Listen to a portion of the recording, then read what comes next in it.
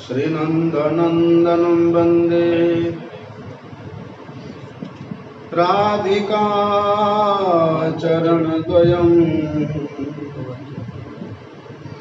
गोपीजनसमायुक्तं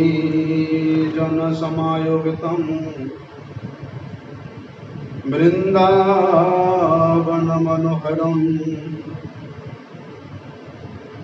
गुरवे गौरचन्द्राय राधिकाय तदालये कृष्णाय कृष्णभक्ताय तद्भक्ताय नमो नमः। वंशाकल्पतरुभ्यश्च कृपासिन्धुभ्यैव च पतितानां पावनेभ्यो वैष्णवेभ्यो नमो नमः। पतितपावन परम करुणामय परम आराध्यतम पादपद्मम् नित्यलीला प्रविष्ट विष्णुपाद परमहंस परिव्राजकाचार्य अष्टोत्तर शत श्रीमद शिल भक्ति वल्लभ तीर्थ गोस्वामी गुरु महाराज के श्री चरण कमल में अनंत कोटि साष्टांग दंडवत प्रणाम करते हुए उनकी अहेतु की कृपा प्रार्थना करता हूँ। आज पानीहाटी में श्री रघुनाथ दास गोस्वामी जी के द्वारा प्रदत्त दधी चूड़ा महोत्सव का दिवस है। आज के दिन में ही श्री रघुनाथ दास गोस्वामी के ऊपर विशेष रूप से श्रीमन नित्यानंद प्रभु जी का कृपा प्राप्त हुआ था।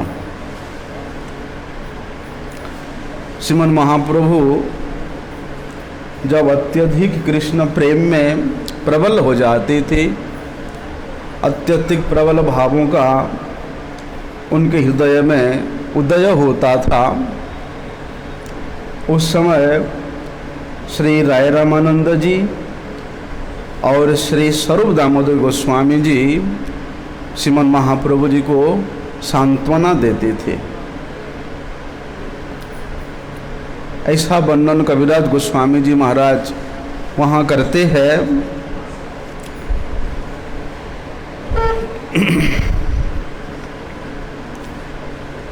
कि जिस प्रकार से श्रीमती राधा रानी अत्यधिक श्री कृष्ण प्रेम में विह्वलित हो जाती थी अथवा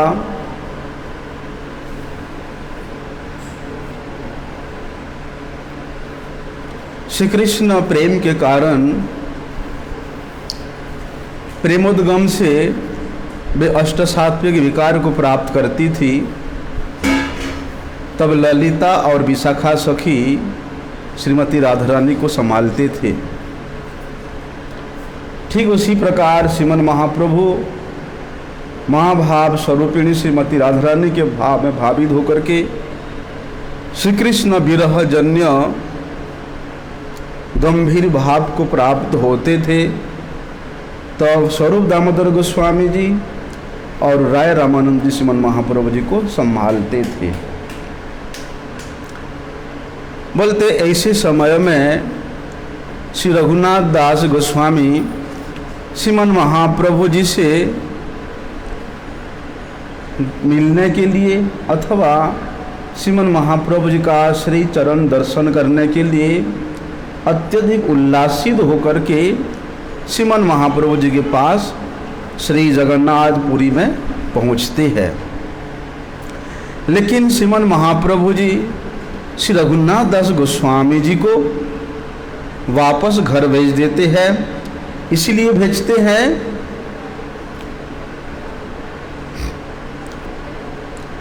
कि रघुनाथ दास गोस्वामी जी ने उस समय शांतिपुर में आकर के श्रीमन महाप्रभु जी का दर्शन किए थे और वहीं शांतिपुर में ही श्रीमन महाप्रभु जी ने रघुनाथ दास को कृपा करके शिक्षा प्रदान किया था।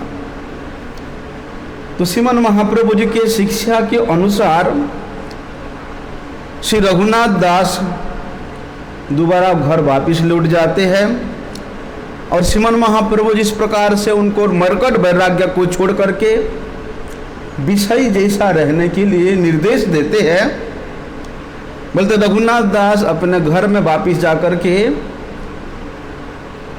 यद्यपि उनके हृदय में उत्कट वैराग्य भाव था, वैराग्य भाव है, तथापि श्रीमन महाप्रभु जी के आज्ञा को पालन करने के लिए वे ऊपर ऊपर से बाहर से विषय जैसा व्यवहार लोगों के मध्य करते थे। रघुनाथ दास गोस्वामी जी का वैराग्य के बारे में क्या वर्णन करना, उनके वैराग्य को देख करके तो साक्षात पृथ्वी देवी भी रोदन करती थी और माता पिता की बात क्या कहें। तो अपने पुत्र को इस प्रकार संसार के कार्य में व्यस्त देख करके उनके माता पिता, रघुनाथ दास गोस्वामी जी के माता पिता अत्यधिक आनंदित होते हैं। लेकिन जब रघुनाथ दास गोस्वामी जी को ये संवाद मिला कि श्रीमन महाप्रभु जी मथुरा से वापिस लौट आए हैं, तो वे श्रीमन महाप्रभु जी के पास जाने के लिए बहुत प्रयास किया, लेकिन कैसे जाएं। उसी समय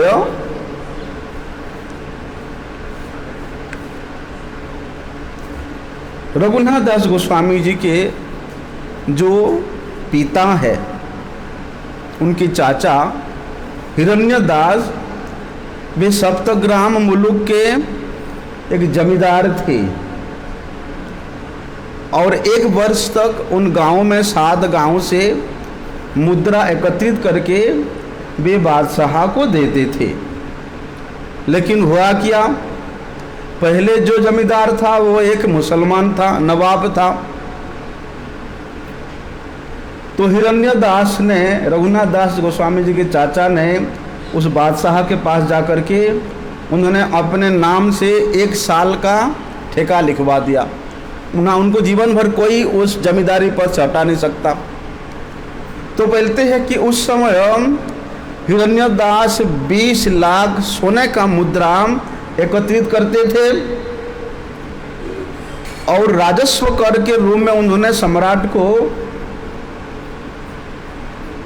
12 लाख मुद्रा देते थे। कितना? लेकिन पहले जो जमींदार था उसको तो उससे कुछ मिला नहीं, इसलिए उसने हिरण्य दास के ऊपर अपना प्रतिद्वंदी के रूप में देखने लगा। बोलते उस जो मुस्लिम चौधरी था उसने सम्राट को जाकर के हिरण्य दास की समस्त जानकारी बता दिया कि महाराज ये 20 लाख मुद्रा एकत्रित करता है और आपको 15 लाख देना चाहिए, वो 12 लाख देता है और 8 लाख मुद्रा अपने जेब में भरता है। अभी राजा ने हिरण्य दास को पकड़ने के लिए उसके घर सिपाही को भेजा, लेकिन वे तो छुप के दोनों भाई कहाँ भाग गए।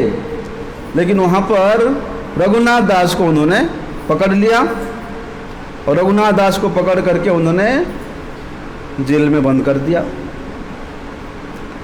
वो जो मुस्लिम चौधरी था उसने प्रत्येक दिन क्या करता था, रघुनाथ दास गोस्वामी का बड़ा ही तिरस्कार करता था, उनको बहुत गाली गलौज करता था। कहता था कि देखो तुम्हारे पिता और तुम्हारे ताऊ कहाँ रहते हैं, तुम हमको बता दो तो तुमको छोड़ देंगे, अगर नहीं बताओगे तो तुमको जेल में डाल करके बहुत कष्ट देंगे, बहुत दुख भोगना पड़ेगा, बहुत यातना भोगना पड़ेगा तुमको। लेकिन वे चौधरी, मुसलमान चौधरी, जब भी रघुनाथ दास को मारने के लिए आता था, रघुनाथ दास गोस्वामी जी का ऐसा भाव था, ऐसा स्वभाव था, इतना सुकोमल शरीर था कि उसके ऊपर हाथ उठाने के लिए भी उस चौधरी का मन नहीं करता था। हाँ, गाली गलौज जरूर कर देता था। अभी हुआ क्या, रघुनाथ दास ने उस मुस्लिम चौधरी को कहा कि देखो,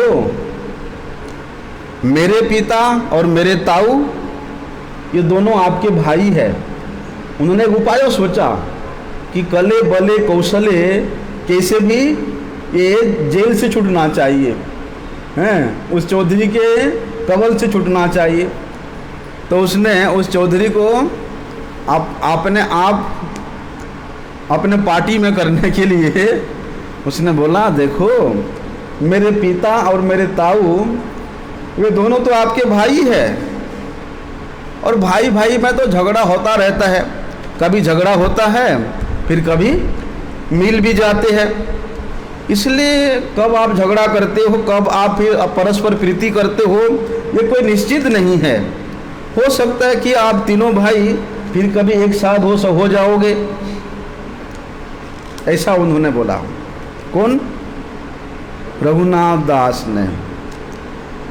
बोलते हैं, मैं जैसे पिता के लिए बालक हूँ, मैं वैसे ही आपका भी पुत्र हूँ, आपका भी बालक हूँ। आप तो मेरे पालक हैं, मैं तो आपका पाल्य हूँ। इसलिए आप मेरे पालक होकर के पाल्य को इस प्रकार दंडित करना आपके लिए उचित नहीं है, शोभा नहीं देता। और दूसरा, मैं तो आपके बालक जैसा हूँ, आपके पुत्र जैसा हूँ, तो आप भला मुझे इतना दंडित क्यों करोगे? और आप तो शास्त्रों के मर्म को जानने वाले क्या है, जिंदा पीर है। मुसलमानों के संतों को जिंदा पीर कहते हैं। अभी रघुनाथ दास गोस्वामी जी के मुख से ऐसे मधुर मधुर वचन सुन करके वे मिलेच्छ चौधरी जो था, उसका मन, उसका हृदय बिल्कुल नरम हो गया। अरे वो रोने लगा, और रोते रोते उसके दाढ़ी भी भीग गया आंसुओं से।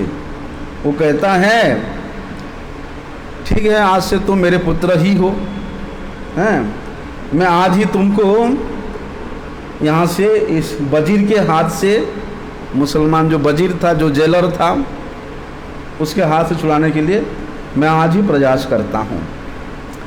बोलते उस मिलेच्छ चौधरी ने वजीर को किसी प्रकार से बहला फुसला करके रघुनाथ दास को वहाँ से छुड़ा तो दिया।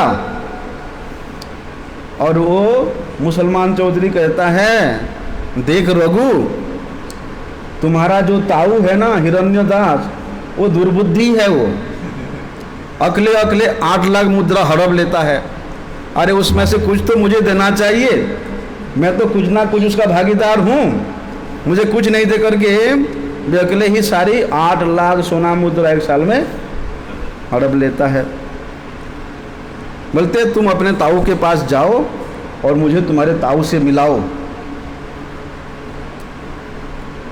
जिस प्रकार मिलेच्छा है, उस मिलेच्छा ने कहा, बोलते मैं जिस प्रकार से बोल रहा हूँ तुम उसी प्रकार से करो, और तुम्हारे ताऊ से मिलाना तुम्हारा दायित्व है। किसको कहा? रघुनाथ को कहता है। अभी रघुनाथ दास अपने घर लौट जाते हैं और उन्हें अपने ताऊ को वो मुस्लिम चौधरी से मिलवाते हैं। तो इस प्रकार रघुनाथ दास ने उस मिलेच्छ चौधरी तक जैसे व्यक्ति को भी अपने मधुर मधुर वचन से, अपने सुकोमल स्वभाव से वशीभूत कर लिया था। जितना भी झगड़ा था सब के सब शांत हो गया। बोलते इस प्रकार वहाँ पर रघुनाथ दास का 1 वर्ष तक उसके घर में व्यतीत हुआ।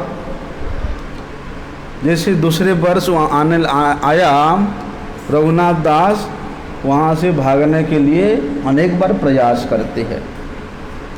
रात के समय में जब सब लोग सो जाते हैं तो रघुनाथ दास चुपचाप उठ के भाग जाते हैं। फिर उनके पिता बहुत दूर से फिर उनको ज़बरदस्ती वापिस ले आते हैं।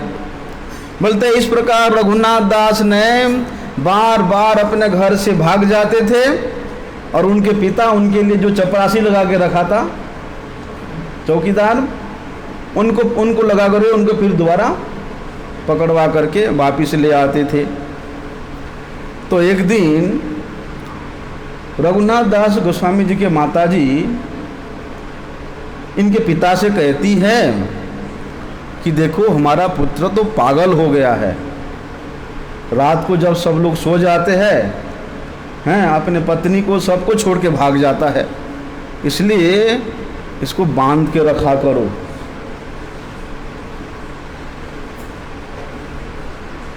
क्या कहते हैं रघुनाथ दास जी के पिताजी? कहते हैं अरे जिसको इंद्र के समान ऐश्वर्य, अप्सरा के समान स्त्री, जिसके मन को नहीं बांध पाया, उसको क्या एक रस्सी से बांध कर रखा जा सकता है? वास्तव में जन्म देने वाला पिता भी पुत्र के जो प्रारब्ध है उसको नहीं मिटा सकता। उसके प्रारब्ध में जो लिखा हुआ है, जन्मदाता पिता नारे प्रारब्ध खंडाइते, जन्मदाता पिता भी अपने संतान का प्रारब्ध को खंडन नहीं कर सकता।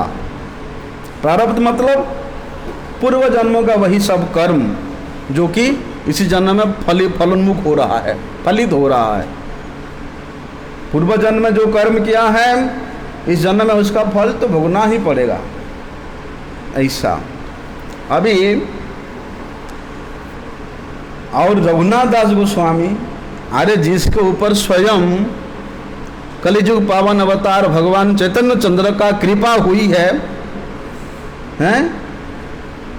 उस व्यक्ति क्या चैतन्य महाप्रभु के पीछे पागल के जैसा नहीं भागेगा तो क्या करेगा?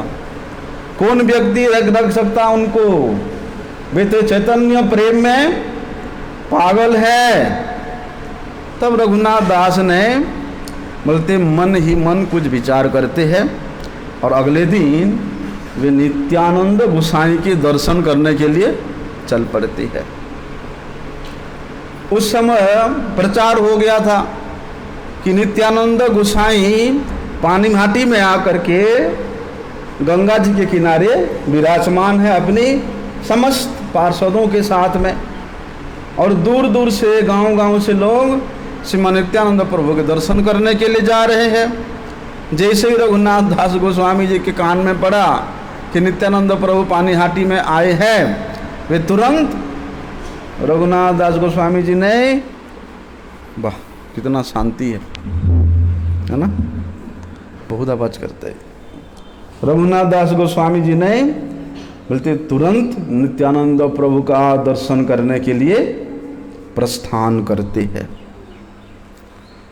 नित्यानंद प्रभु उस समय गंगा के तट पर एक वृक्ष के नीचे बैठ करके, वृक्ष के नीचे में जो चबूतरा बना होता ना, उस चबूतरा में उस प्रकार बैठे हुए हैं, अपनी सगणों के साथ ऊपर में बैठे हुए हैं, और उनके जितना भी गण है, पार्षद गण है, चारों तरफ ऊपर नीचे बेष्टित होकर के उनको विराजमान है। अभी रघुनाथ दास गोस्वामी जी क्या करते हैं, इस प्रकार प्रभाव नित्यानंद प्रभु वहाँ उस वृक्ष के नीचे चबूतरा में बैठ करके सूर्य के समान प्रतिभात हो रहे हैं, और असंख्य उनके सेवक गण, उनके अनुचर गण, उनके संगी गण उनको परिवेष्टित हुए हैं। तो नित्यानंद प्रभु जी का ऐसा प्रभाव को दूर से देख करके रघुनाथ दास अत्यंत विस्मित होते हैं, और उन्हें दूर से ही नित्यानंद प्रभु को प्रणाम करते हैं, पास में नहीं दूर से। तब नित्यानंद प्रभु के सेवक कहते हैं कि देखो देखो रघुनाथ दंडवत प्रणाम कर रहे हैं आपको। उस समय क्या होता था, ये तो जमींदार के पुत्र थे, और इनके जो पिता थे ये बड़े धर्मपरायण थे। यद्यपि वे धन का आदाया करते थे, कमाते थे, लेकिन वे गरीबों को बांटने में या किसी धर्म के कार्य में लगाने में मशहूर थे। कहाँ भंडारा देना होता है, कहाँ किसी को कुछ बांटना होता है, तो सबसे पहले रघुनाथ दास गोस्वामी जी के पिता ही खड़े होते थे। अभी उनके पुत्र को देख करके सब लोग बोलते अरे रघुनाथ आ गया, रघुनाथ आ गया। और नित्यानंद प्रभु जी जो सेवक थे वो बोलते हैं प्रभु आपको वो रघुनाथ दूर से प्रणाम कर रहे हैं। तब नित्यानंद प्रभु देखते हैं कि रघुनाथ दूर से प्रणाम कर रहे हैं,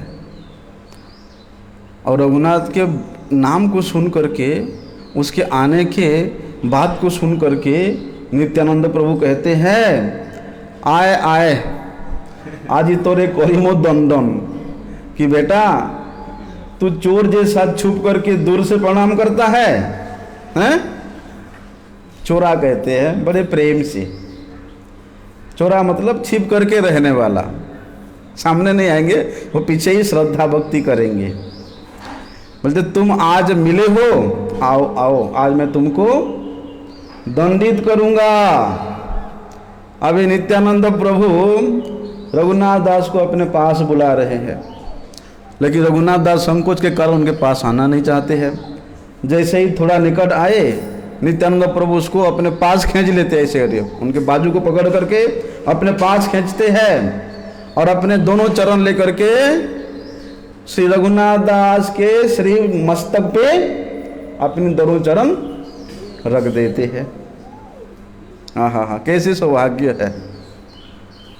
यद्यपि श्रीमान नित्यानंद प्रभु उनके स्वभाव को कौतुक करने वाली स्वभाव है, लेकिन बड़े दया के सागर है। उन्होंने दया से भरकर रघुनाथ से कहते हैं निकट ना आइस चोरा भाग दूरे दूरे, आजी लागी पाइया दंडी मुँह तुम्हारे। कहते हैं रे चोरा तुम छिप कर क्यों रहते हो, छिप कर क्यों प्रणाम कर रहे हो, सामने क्यों नहीं आते हो, मेरे से दूर दूर क्यों रहते हो, दूर दूर क्यों भागते रहते हो। लेकिन आज तो तुम पकड़ में आए हो, इसलिए मैं आज तुमको दंडित करूंगा। क्या दंडी? दही चीड़ा भक्षण कराए मोर गणे, सुनिया आनंद हईल रघुनाथेर मने। ऐसा दंड, उस दंड को सुन करके रघुनाथ दास गोस्वामी इतना आनंदित होते हैं। हम लोग तो दंड के नाम से सुन करके ही डर जाएंगे, पता नहीं क्या दंड मिलेगा। लेकिन निताई चांद क्या दंड देते हैं कि तुम दही और चुड़वा ला करके मेरे ये समस्त भक्तों को खिलाओ। अभी नित्यानंद प्रभु के वचन को सुन करके रघुनाथ दास के हृदय में बड़ा ही आनंद हुआ। कोई देरी नहीं किया रघुनाथ दास ने, बोलते उसी समय अपने सेवकों को आदेश दिया कि हमारे नगर में, गांव में, जहाँ जहाँ भी जितना भी दही, दूध, चीड़ा, चीनी, आम, केला, संदेश मिलेगा सब उठा के लेके आओ, जितना भी पैसे लगे लेके आओ। अब जमींदार का लड़का है भैया, हैं? उसके पास कोई कमी है क्या? और नित्यानंद प्रभु आदेश है, बोलते वे लोग जा करके समस्त सामग्री एकत्रित करके ले आए। रघुनाथ दास ने चिड़वा, दही, दूध और मिठाई और क्या इन सब सामग्रियों को मंगवा करके चारों ओर रख दिया।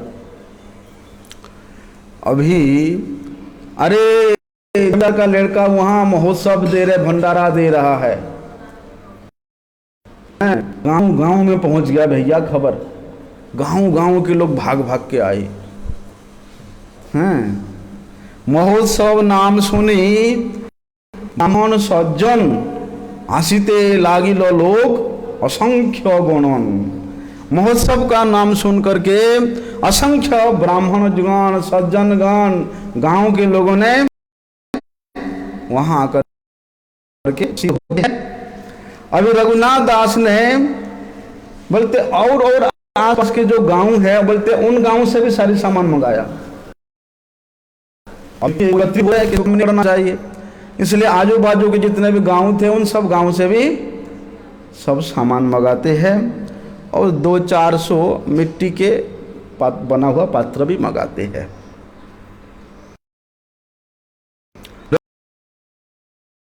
ने 5-7 बड़ी बड़ी मिट्टी का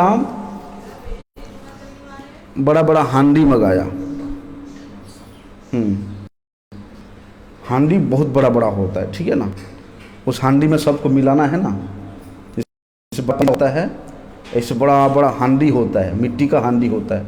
एक हांडी में कम से कम 500 लोग खाएंगे, इतना बनता है। देखा?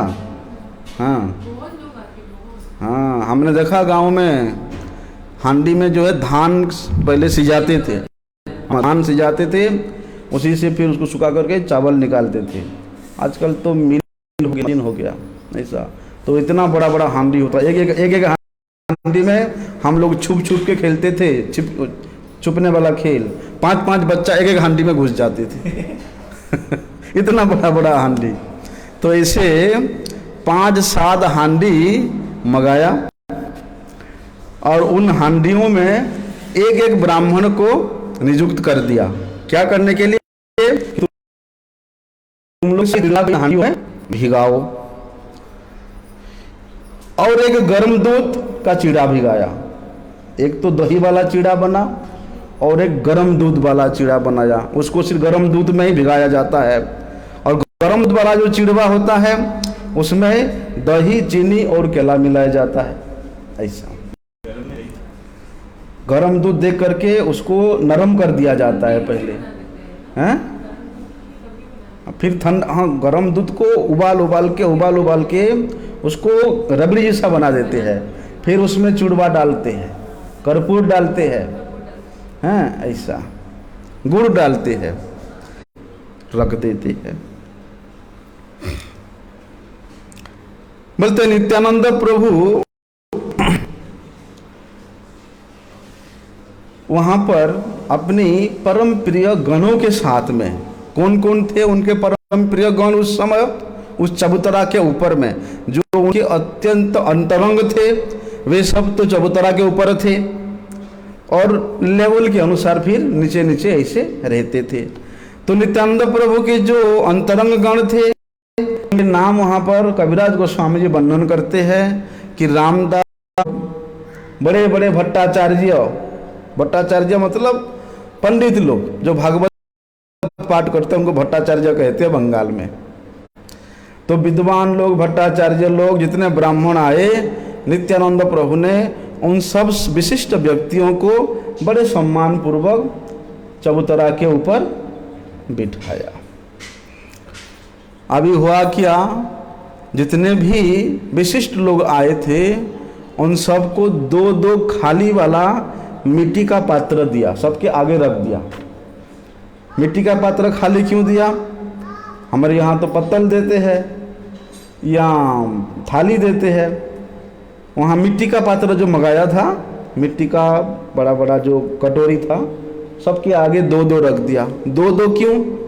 एक कटोरी में, एक पात्र में दूध वाला दही जो राबड़ी के साथ बनाया हुआ है, और एक में दही वाला चिड़वा, दूध वाला चिड़वा और दही वाला चिड़वा।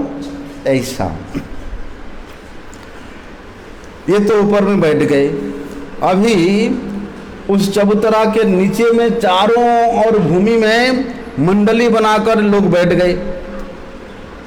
कबीरदास गोस्वामी बताते हैं कि इतनी पब्लिक वहाँ बैठे थे, इतना वैष्णव लोग बैठे थे, उनका गणना करना बड़ा मुश्किल है। तो अनेक व्यक्ति 2-2 मिट्टी के पात्र लिए हुए थे, जिनमें एक दही का चिड़वा और दूसरे में दूध का चिड़वा देने के लिए। हुआ क्या, कुछ ब्राह्मण तो चबूतरे के ऊपर स्थान नहीं मिला उनको, तो वो लोगों ने उन मिट्टी के पात्रों को लेकर के गंगा जी के तट पर चले गए, क्योंकि आसपास के जो जमीन था पूरा भर चुका था। अभी गंगा जी के किनारे किनारे जो जगह वही बचा है, तो कुछ ब्राह्मणों ने दो दो मिट्टी का पात्र लेकर के गंगा जी के किनारे खड़े हो गए। उसके बाद भी स्थान नहीं मिल रहा है, इतना पब्लिक हो गया कि तेरे स्थान ना पाइया आर को तो जौन जोले नामी दधी चिड़ा खरोए बख्यन। भैया गंगा जी में यहाँ कमर तक खड़े हो गए लोग, इतना भीड़। गंगा जी में उतर करके इसे कमर तक जल में खड़े होकर के वहीं पर सब लोग दधी चूड़ा का भक्षण कर रहे हैं। बोलते कोई चबूतरा के ऊपर में, कोई नीचे भूमि में, कोई गंगा के तट पर बैठा हुआ है तो कोई गंगा जी के जल में खड़ा हुआ है। और बोलते हैं एक एक पंक्ति में इतनी पब्लिक थे कि एक एक लाइन में 20-20 लोग परिवेशन करते थे। कितना बड़ा बड़ा लाइन होगा सोच के देखो, एक एक लाइन में 20-20 लोग परिवेशन करते थे। उसी समय क्या हुआ, श्री राघव पंडित वहाँ आते हैं, क्योंकि राघव पंडित ने ही श्री नित्यानंद प्रभु को निमंत्रण दिया था कि प्रभु आपका आज का भोजन हमारे घर में ही होगा। लेकिन नित्यानंद प्रभु तो यहाँ अटक गए, रघुनाथ दास को देख करके उसको दंडित करने के लिए यहीं अटक गए। तो जैसे सब कुछ उधर भोग राग बना करके एकदम बढ़िया चकाचक उन्होंने ठाकुर जी को भोग लगा करके राघव पंडित बुलाने आए नित्यानंद प्रभु को। वो आकर के देख के विस्मित होते हैं। वो जानते थे कि आज वो आने वाले नहीं है नित्यानंद प्रभु, वहाँ जो भक्तों के साथ जो लीला चल रहा है, इसलिए उन्होंने कुछ सूखा प्रसाद भोग लगाया था। उसको निसकड़ी कहते हैं, चावल का बना होता है, लेकिन वो चावल जैसा अगर कहीं पर छू जाने से अपवित्र नहीं होता है। यहाँ जैसे झूठा बोलते हैं ना, ऐसा नहीं होता है। ऐसा प्रसाद उन्होंने उसको ले करके आए थे, इतना अपनी अपनी टोकरियों में भर करके। और उसका जो अग्रभाग था उन्होंने नित्यानंद प्रभु को देते हैं, और बाकी जितने बचा सबको भक्तों के मध्य में बंटन करते हैं। नित्यानंद प्रभु वहाँ आकर के ना, राघव पंडित वहाँ पर आकर के नित्यानंद प्रभु से कहते हैं कि प्रभु मैंने तो आपके उद्देश्य से वहाँ पर बना करके ठाकुर जी को भोग लगाया है, और आप यहीं पर उत्सव कर रहे हैं। घर का प्रसाद क्या होगा, वो तो वैसे के वैसे वहाँ रखा रह जाएगा। तब नित्यानंद प्रभु कहते हैं रात्रे तुम्हार घरे प्रसाद करिमो भक्ष्यम, कि चिंता क्यों करते हो। अभी तो दिन में इन समस्त वैष्णवों के साथ में इन दधी चूड़ा का यहाँ भक्षण होगा, और रात्रि के समय में तुम्हारे वहाँ वे सब प्रसाद भी साफ हो जाएगा, चिंता मत करो। ऐसा कहते हैं नित्यानंद प्रभु कि गोप जाति आमी बहु गोपगण संगे, आमी सुख पाई यही भोजपुलिन भोजन संगे रोंगे। बोलते मैं तो गोप जाति का हूँ, और ये सब जितने भी वैष्णव जन हैं ये सब ग्वाला लोग हैं, ये सब गोप है। इनके साथ मेरा जो प्रीति है, जो आत्मीयता है, और इनके साथ ये गंगा जी के किनारे पर पुलिन, नदी के पुलिन पर बैठ कर के जो भोजन करना है वो आनंद और कहाँ मिलेगा हैं? इसमें ही मुझे अत्यधिक आनंद की प्राप्ति होती है। अभी नित्यानंद प्रभु जी ने ऐसा बोल करके राघव पंडित को भी वहाँ बिठा दिया, और उनके हाथ में भी 2 मिट्टी का पात्र थमा दिया। अरे छोड़ो ना, आपके घर में शाम को देख लेंगे, यहाँ आए हो यहाँ बैठो। पहले ज़बरदस्ती बिठा करके उनको भी 2 मिट्टी का पात्र दे करके, एक में दही वाला चूड़वा, एक में दूध वाला चूड़वा भर करके दे दिया। बोलते इसको आप ले लो। अभी हुआ क्या, सब भक्त लोग सबके पात्र में दही चूड़ा का प्रसाद, तो दही चूड़ा अभी भोग लगा नहीं है, सबके पात्र में भर भर के रख दिया गया है सबके हाथों में। तब नित्यानंद प्रभु क्या करते हैं,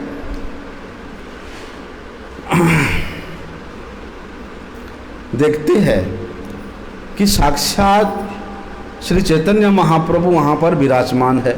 वे आ गए और चैतन्य महाप्रभु को देख करके नित्यानंद प्रभु खड़े हो गए और बोलते प्रत्येक पंक्ति में, प्रत्येक लाइन में घूम घूम करके उन्होंने सबके हाथों में जो दही और चूड़ा का पात्र है उनमें से एक एक हाथ में इसे लेकर के उसको श्रीमन महाप्रभु जी को खिला रहे हैं। और श्रीमन महाप्रभु जी मुस्कुराते हुए हंसते हंसते नित्यानंद प्रभु के हाथ से दिया हुआ सबके पात्र का लेकर के खिला रहे हैं। हा। यही मत निताई बुले सकल मंडले दांडाइया रंग देखे वैष्णव सकले। अभी सबके हाथ में भैया दधी चूड़ा का जो महोत्सव का प्रसाद है वो तो आ गया। अभी नित्यानंद प्रभु खाने को क्यों नहीं बोल रहे हैं वो घूम क्यों रहे हैं, हर लाइन में हर पंक्ति में क्यों घूम रहे हैं और सबके वहां से लेकर किसको खिला रहे हैं? जिसको खिला रहे हैं कोई नहीं, वो नहीं दिख रहे, लेकिन जैसे ही लेके खिला रहे हैं उनके हाथ से जितना सामान जाता है वो वापिस नहीं आता। दूसरे के पास जब जाता है सब वैष्णव देख के अवाक हो जाते हैं। अरे नित्यानंद प्रभु इतने प्रेम में उन्मत्त होकर के लाइन में घूम रहे हैं और सबके पात्र से दधी चूड़ा का लेकर के इसे किसको खिला रहे हैं? कोई समझ नहीं पा रहा है कि करिया बिड़ाए यहाँ केहो ना ही जाने, महाप्रभु दर्शन पाए कौन भाग्यवान है। लेकिन कोई भाग्यवान ही दर्शन कर पाए कि श्री नित्यानंद प्रभु इस प्रकार सबके पात्र के अग्रभाग को लेकर के श्री चैतन्य महाप्रभु जी को भोग लगा रहे हैं। तब से नित्यानंद प्रभु मुस्कुरा करके अपने आसन पर आ करके बैठ जाते हैं और उन्होंने 4 हांडियों में जो चिड़वा है अपनी दाईं ओर रख देते हैं। तब से नित्यानंद प्रभु वहाँ पर श्रीमन महाप्रभु जी को आसन दे करके बिठाते हैं और दोनों भाई जो 4 पात्र है, 2 पात्र नित्यानंद प्रभु का और 2 पात्र श्री चैतन्य महाप्रभु का, दोनों भाई वहाँ पर बैठ करके चिड़वा को भोग लगाने लगते हैं। देखे नित्यानंद प्रभु आनंदित तो होइला, कतो कतो भावावेश प्रकाश करिला।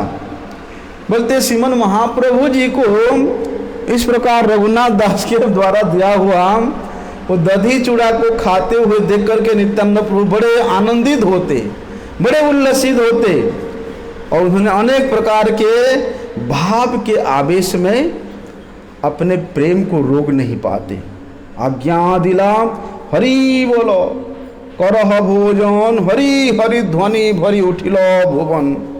तब नित्यानंद प्रभु ने सभी को आज्ञा देते हुए कहते हैं कि सब लोग हरि हरि नाम का उच्चारण करते हुए शुरू कर दो, काम भोजन करना प्रारंभ कर दो।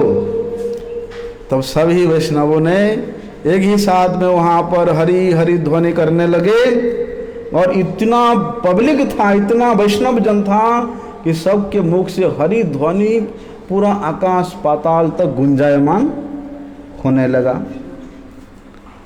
समस्त वैष्णव हरि हरि बोल के भोजन करने लगे। तभी सभी को जिस प्रकार भगवान श्री कृष्ण जमुना पुलिन में अपने गोप बालकों के साथ हाथ में इस प्रकार चावल दही लेकर के भोजन करने का लीला है, पुलिन भोजन लीला, सबको वही स्मरण हो आया। पुलिन भोजन सवार होइल स्मरण।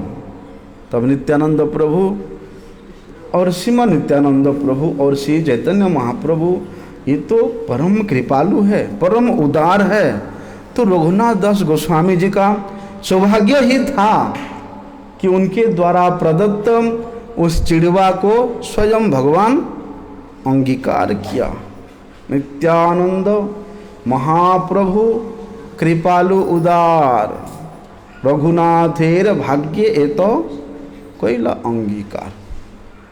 नित्यानंद प्रभाव कृपा जानिबे कौन जन, महाप्रभु जानी महाप्रभु आनी कराए पुलिन भोजन। बोलते वो नित्यानंद प्रभु के प्रभाव की, उनकी कृपा को कौन जान सकता है। उन्होंने स्वयं अपने प्रेम में वशीभूत करके श्री चैतन्य महाप्रभु जी को, जो कि नीलाचल धाम में विराजमान है, उनको एक ही निमिष काल में निमंत्रण बुला करके यहाँ भोजन करा रहे हैं। इसलिए उनके प्रभाव को कौन जान सकता है। अभी भोजन करते करते नित्यानंद प्रभु के जो अंतरंग पार्षदगण थे, जैसे रामदास, ये सब गोप प्रेम में आविष्ट हो गए। और गोप प्रेम में आविष्ट होकर क्या करते हैं, बोलते उस गंगा जी के तट को यमुना पुलिन तट समझ करके बस वहाँ करने लगे क्रीड़ा। जैसे गोप बालक यहाँ जमुना पुलिन में क्रीड़ा करते थे, ऐसे ही श्री नित्यानंद प्रभु के संगी उस गोपगण गंगा जी के पुलिन तट पर क्रीड़ा करने लगे। महोत्सव की बात सुन करके बोलते हैं गांव से लोग आते ना, अरे वहाँ चलो, वहाँ बिक्री हो जाएगा हमारा सामान। दूर दूर के गांव, पास के गांव तो सब ले आए, दूर दूर के गांव लोग वहाँ बेचने आए थे। चूड़ा, दही, मिष्टान्न, जो कुछ सामान हैं, देखना ना कहीं थोड़ा सा कुछ अनुष्ठान होता है, कोई महोत्सव होता है, तो साथ साथ कितने सारे वहाँ ठेले लग जाते हैं, खाने का, पहनने का, हैं, ड्रेसिंग का, कितना कुछ। तो इतना बड़ा महोत्सव है, दूर दूर के गांव के लोग अपनी अपनी दुकान को उठा के लेकर के आएंगे वहीं पर। तो रघुनाथ दास स्वामी क्या करते हैं, बोलते उन पंसारी लोगों से उन्हीं के ही द्रव्य को खरीद करके, पैसे देके खरीदा, भैया तुम्हारा जितना मूल्य है, सामान का मूल्य वो ले लो तुम, और उन्हीं सामान को फिर दधी बना करके उन्हीं को खिला देते। द्रव्य लैया आई से सब मूल्य करी लोए, तार मूल्य दिया तहारे खोआए, उनको ही खिला दिया। कौतु देखिते आइलो जतो जन सही चिड़ा दधी कला करिलो भज्ञान। बोलते जो लोग भी वहाँ इस महोत्सव को देखने के लिए आए थे, उन्हें सोचा नहीं था कि हमको वहाँ कुछ मिलेगा, जो केवल कौतुक बस देखने के लिए आए थे, बोलते वे भी सब पेट भर करके खा के गए। ऐसा अभी नित्यानंद प्रभु भोजन करने के बाद आचमन करते हैं, और उन्होंने उन चारों जो हांडी थी, 2 हांडी श्री गौरांग महाप्रभु का और 2 हांडी नित्यानंद प्रभु का, उनमें जो प्रसाद बचा था, उन चारों हांडियों के प्रसाद को रघुनाथ दास गोस्वामी जी को दे दिया।